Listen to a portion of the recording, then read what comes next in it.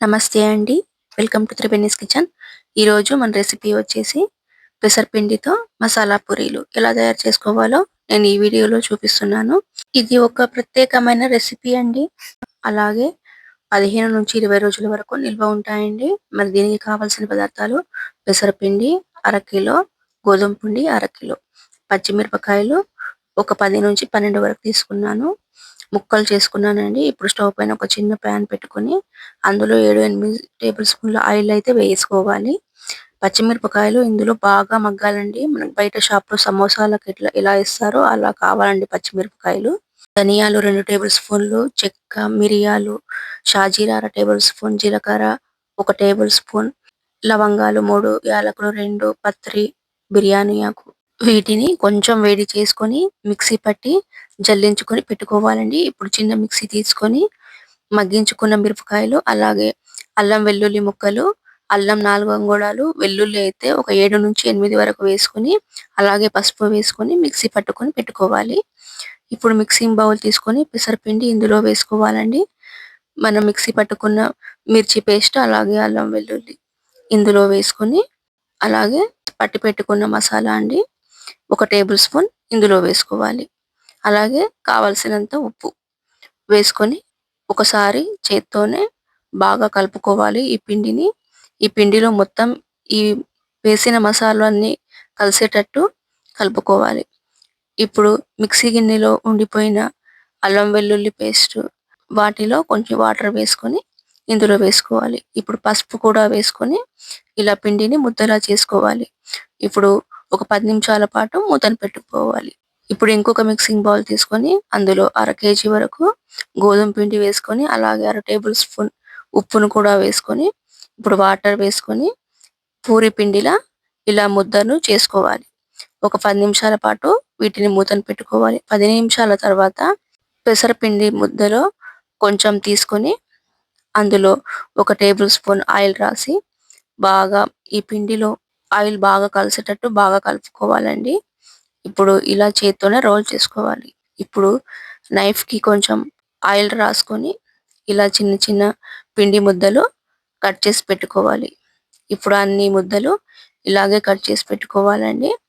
ఇప్పుడు ఒక్కొక్క ముద్ద తీసుకొని ఇలా గుండ్రంగా చేత్తో ఇలా బాగా ఒత్తుకొని ఇలా గుండ్రంగా చేసుకోవాలి. ఇప్పుడు గోధుమ పిండిని కూడా 1 టేబుల్ స్పూన్ ఆయిల్ వేసి బాగా కలుపుకోవాలండి. కలుపుకున్నాక చేత్తోనే ఇలా రోల్ చేసుకోవాలి.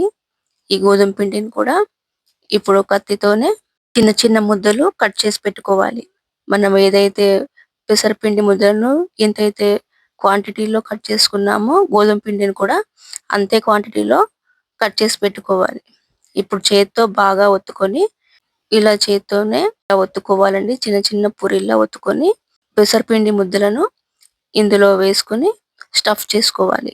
ఇప్పుడు ఇంకొకటి అండి ముద్ద ఇలా చేత్తోనే చిన్న పూరిలా ఒత్తుకొని ఇప్పుడు పెసరపిండి ముద్దను వేసి ఇలా స్టఫ్ చేసి పక్కన పెట్టుకోవాలి.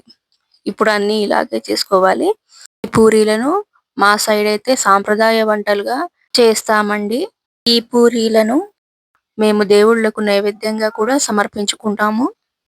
అన్నీ ఇలాగే చేసుకున్న తర్వాత ఒక ప్లేట్‌లో వేసి మూతను పెట్టి పక్కన పెట్టుకోవాలండి. ఒక్కొక్కటి తీసుకొని ఇలా పొడి పిండి వేసి పూరీలు ఒత్తుకోవాలి గుండ్రంగా. ఎప్పటికప్పుడు పొడి పిండిని ఇలా తీసేస్తూ ఒత్తుకోవాలి. ఇప్పుడు ఇంకొక పూరి అండి. దీనిపైన కూడా పొడి పిండి వేసుకొని ఇలాగే ఒత్తి పొడి పిండిని తీసేసుకోవాలి. ఇప్పుడు నేను ఒక 25-30 పూరీల వరకు ఒత్తి పెట్టుకున్నాను. డీప్ ఫ్రైకి సరిపడా ఆయిల్ పెట్టుకున్నాను. ఇప్పుడు డీప్ ఫ్రై చేసుకోవడానికి ఒక ప్లేట్‌లో పూరీలను తీసుకుంటున్నాను. ఆయిల్ అయితే వేడైపోయిందండి.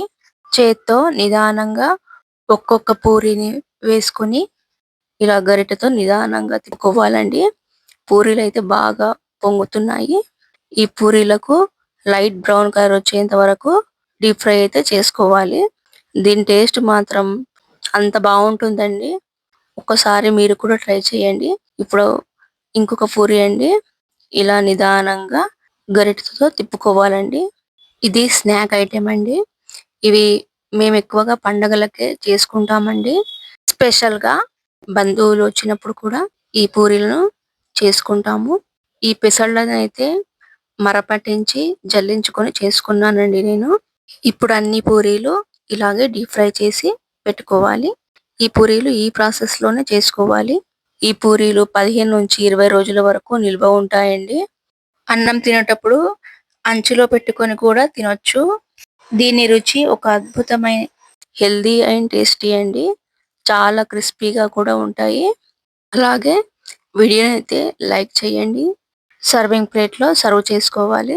తప్పకుండా ఒకసారి మీరు ట్రై చేసి ఎలా వచ్చిందో కామెంట్ సెక్షన్లో కామెంట్ పెట్టండి.